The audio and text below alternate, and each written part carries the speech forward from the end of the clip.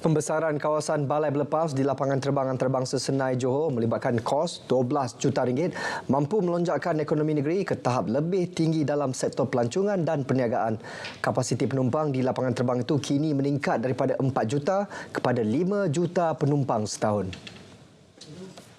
Menteri Besar Dato' Onn Hafiz Ghazi berkata pembesaran melibatkan keluasan 1,690 meter persegi, 5 pintu berlepas, tempat duduk tambahan dan fasiliti lain. Selain itu, capain internet di lapangan terbang yang diuruskan Senai Airport Terminal Services itu akan dinaik taraf pada 5G. Increase from 4 million passengers to 5 million passengers, which is essential. Dan saya yakin ini akan berlaku dalam masa terdekat. Kerana Yang Amat Berhormat Perdana Menteri dah umumkan bahawa Johor, khususnya di kawasan Iskandar Puteri, akan adanya the Special Financial Zone. Profesor Madya Dr. Fauzi Naim Badarudin, 58 tahun, dilantik Mufti Kerajaan Negeri Sembilan yang baru berkuat kuasa 1 Oktober. Pelantikan beliau sebagai Mufti Negeri Sembilan yang kelima telah diperkenan oleh Yang di-Pertuan Besar Negeri Sembilan. Beliau menggantikan Datuk Muhammad Yusof Ahmad yang telah berkhidmat selama 13 tahun. Profesor Madya Dr. Fauzi Naim merupakan anak jati Negeri Sembilan yang berkhidmat sebagai ahli Majlis Agama Islam Negeri Sembilan dan anggota Jilsah Al-Turuq Al-Sufiyah Jabatan Mufti Kerajaan Negeri. Pelantikan beliau berdasarkan kelayakan dan kepakaran serta pengalaman luas dalam beberapa bidang agama Islam selain merupakan tokoh akademik yang aktif.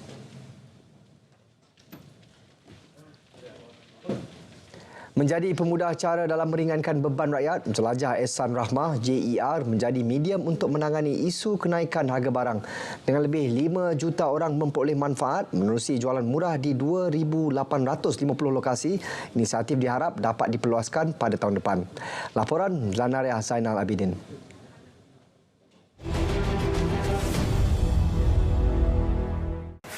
Tidak dapat disangkal, inisiatif peduli rakyat yang dilaksanakan di Selangor menerusi JER memberi impak positif dalam membantu mengurangkan kos sara hidup rakyat bagi mendapatkan keperluan asas dengan lebih murah 30% daripada pasaran. Memang suka sangat-sangatlah sebab barangnya murah, berbaloi semualah. Harga pun okeylah, standard dah, harga murah semualah. Begitu. Memang membantulah yang mana-mana yang susah-susah tu memanglah membantu. Ini caranya baguslah ni untuk orang-orang kita depan semua. Ini masyarakat pun baik juga, sekarang ke calon-calon pun kita baik juga. So kita dapat barang-barang harganya murah-murah. So kita senanglah sikit beli barang-barang semualah. Barang macam ini minyak semua harga murah juga. So terima kasih. Kalau ini masih lagi sambung lagi baiklah. Menyokong usaha ini, penganalisis ekonomi Profesor Madya Dr. Ahmad Razman Abdul Latif berharap agar pelaksanaan JER dapat diterus dan diperluaskan lagi. Pada masa sama, lebih banyak pembekal dan pemain industri sektor peruncitan dapat bekerjasama agar JER kekal menjadi pilihan utama rakyat di Selangor. Apabila mereka turun padang, mereka pergi ke setiap daerah supaya mereka yang benar-benar terdesak, yang tidak mampu membeli barangan disebabkan kos sudah meningkat, mampu menikmati harga yang lebih rendah.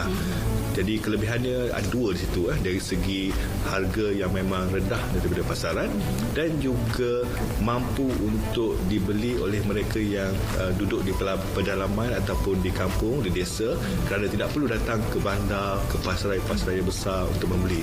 Dan kita lihat ianya hanya boleh berlaku jualan sedemikian rupa ini yang mampu memberi manfaat hanya dengan hasil kerjasama antara kerajaan negeri, dalam kes ini kerajaan negeri Selangor yang sanggup memberikan subsidi kepada barangan makanan yang ditawarkan oleh peniaga. Dan ini harapan beliau untuk Belanjawan 2024.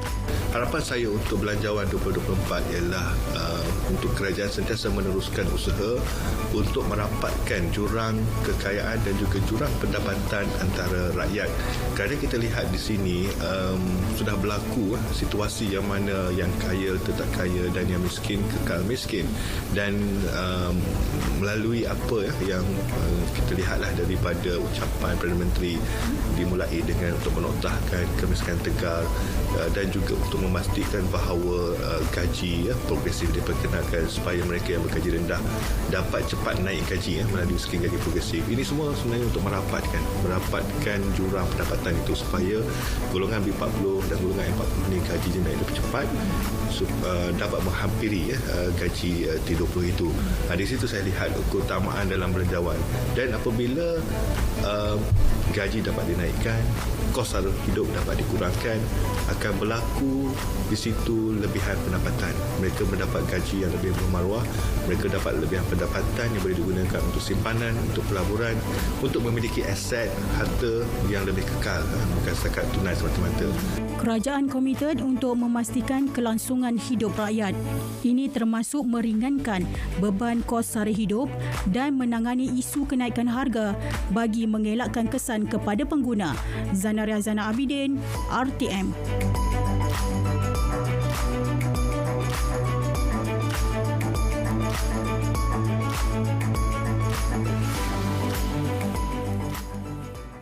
Kaya dengan hasil pertanian, daerah Tenom Sabah antara lokasi tumpuan bagi sektor agro pelancongan. Selain berpeluang menikmati keindahan kawasan itu, pengunjung juga boleh mempelajari kaedah penanaman dan penghasilan tanaman. Wartawan Adlia Habibullah ada laporannya. Terletak 150 km dari ibu negeri Sabah, daerah Tenom mempunyai keistimewaan tersendiri khusus dalam sektor agro pelancongan. Antara menjadi tumpuan, Taman Pertanian Sabah yang menempatkan lebih 2,000 jenis tumbuhan termasuk spesies orkid. Taman memiliki 350 jenis orkid tanah rendah yang kita mula kumpul sejak tahun 80-an. Koleksi-koleksi orkid ni kita dapat daripada hutan ataupun exchange dengan organisasi lain yang kita cuba jaga di sini. Daripada 350 jenis orkid ni adalah antara orkid-orkid yang sangat jarang dijumpai dan mungkin kita tidak akan jumpai di habitat asal. Contoh dia orkid sumazau, orkid telinga gajah yang sekarang ni sangat sukar dijumpai di dalam hutan.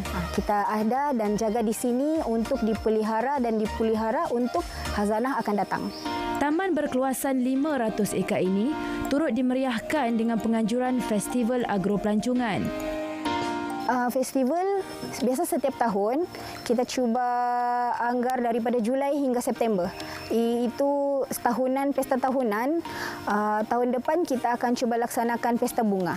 Kita cuba buat feature landscape yang lebih menarik, yang lebih compact, yang lebih meriah daripada hari-hari biasa. Selain daripada pelbagai gerai-gerai landscape, untuk feature tu kita juga adakan pelbagai aktiviti, contoh dia memanjat pokok, abseiling, berkuda.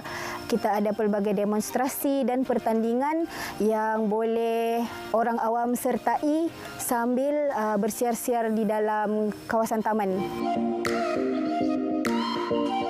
Daerah Tenom merupakan antara lokasi pengeluar biji kopi di Sabah dan lebih istimewa, proses memanggang biji kopi dilakukan secara tradisional iaitu menggunakan kayu api daripada batang pokok getah untuk mengekalkan aroma dan rasa asli kopi. Kelebihan geografi yang berbukit bukau menjadikan penanaman kopi lebih subur di sini sekaligus merancakkan ekonomi setempat.